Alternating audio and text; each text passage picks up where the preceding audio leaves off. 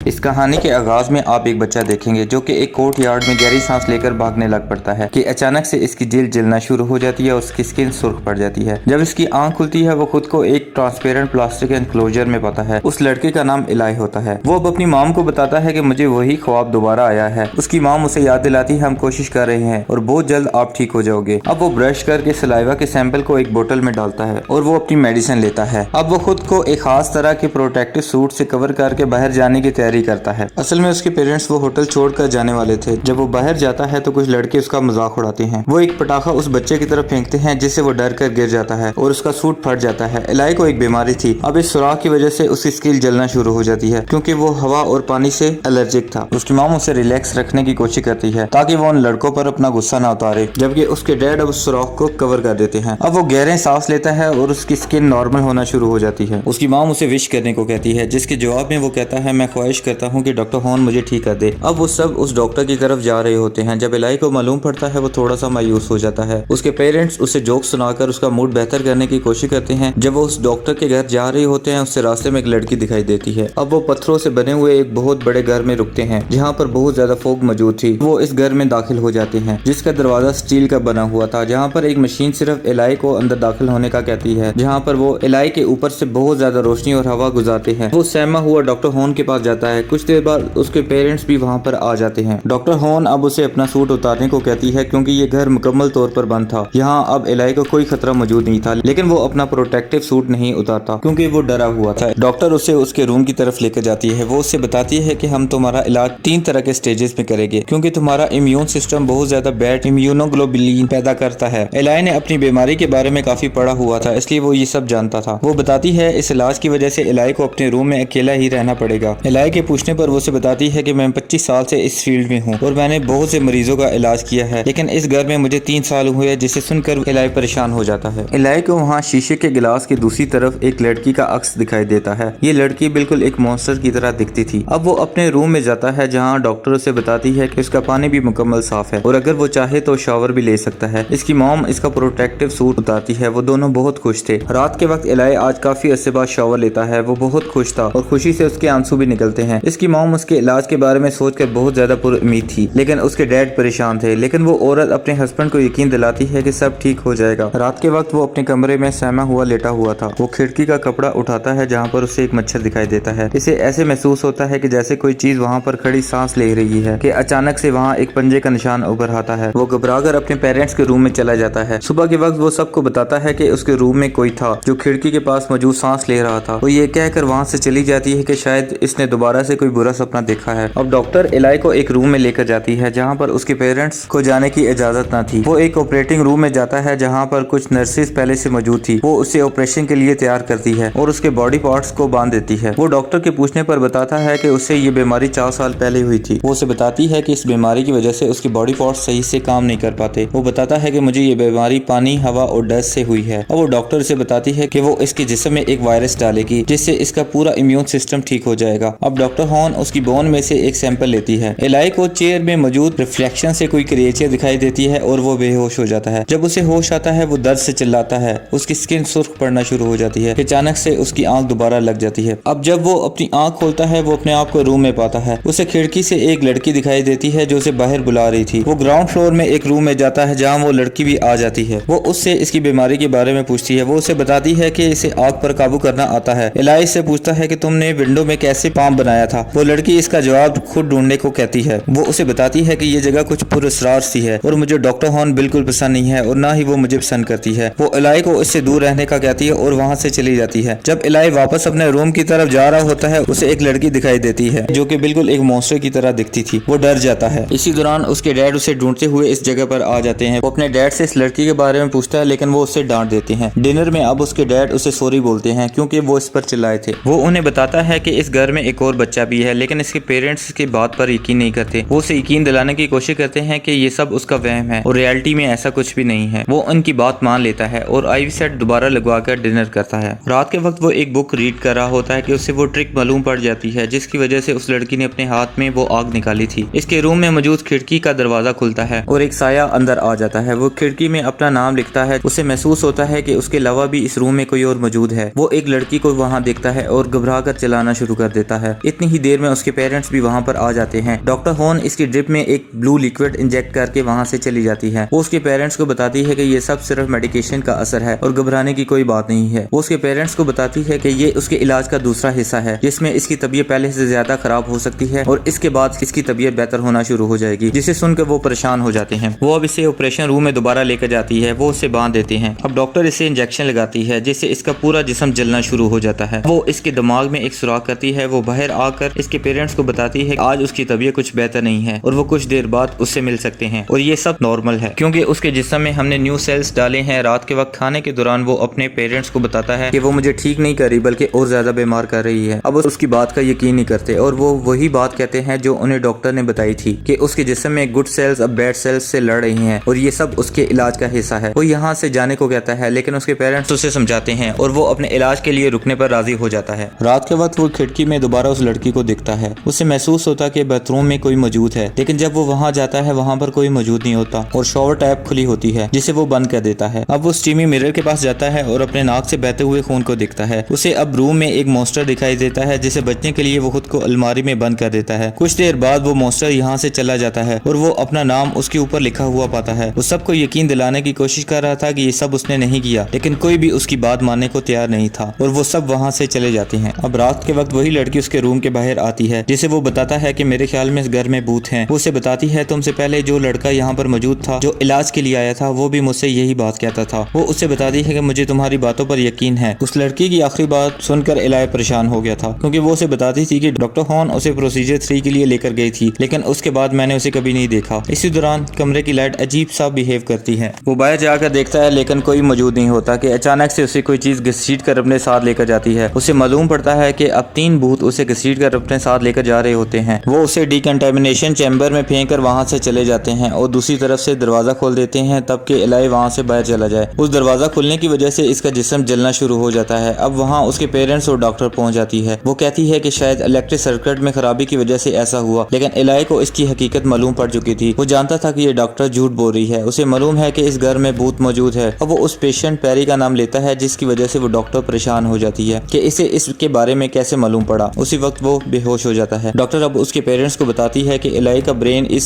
Serum को तस्लीम नहीं कर पा रहा, इसलिए हमें आज रात प्रोसीजर 3 के लिए जाना पड़ेगा। इसकी मॉम को इस पर शक होता है, इसलिए वो डॉक्टर से वो टैबलेट्स ले लेती है। वो उसे खुद आज ये मेडिसिन देना चाहती थी। अब वो उसके रूम में जाती है। वो उसे बताती है तुम्हारे इलाज के लिए तुम्हारे डैड हर जगह गए ताकि तुम ठीक हो जाओ और डॉक्टर हॉर्न को भी उन्होंने ढूंढा। मुझे यकीन है कि तुम्हें चीजें दिख रही हैं, बस मुझे ये यकीन है कि वो सब चीजें असल में मौजूद भी है। वो उसे अब सोने के लिए टैबलेट्स देती है और वो अपनी मॉम की बात मानकर टैबलेट्स ले लेता है। जब वो अपनी मॉम को गले लगा हुआ था वो खिड़की के दरवाजे की तरफ देखता है जहाँ पर उसे एक नंबर लिखा हुआ मिलता है। उसने अपनी मॉम को जाने के बाद वो मेडिसिन भी अपने मुंह से बाहर निकाल दी थी। अब दूसरी तरफ डॉक्टर हॉर्न उसका प्रोटेक्टिव सूट जला देती है। अब सुबह के वक्त वो उस लड़की से पूछता है कि क्या पैरी ने कभी उसे ये बताया था कि वो गोश्त उसे मारना चाह रहे हैं या बचाना चाह रहे हैं, क्योंकि कल रात उन्होंने मुझे बाहर निकालने की कोशिश की थी। वो उसे बताता है कि वो मुझे शुरू से ही ये कोड बताए चले आ रहे हैं 317 और मैं इसे समझ नहीं पा रहा।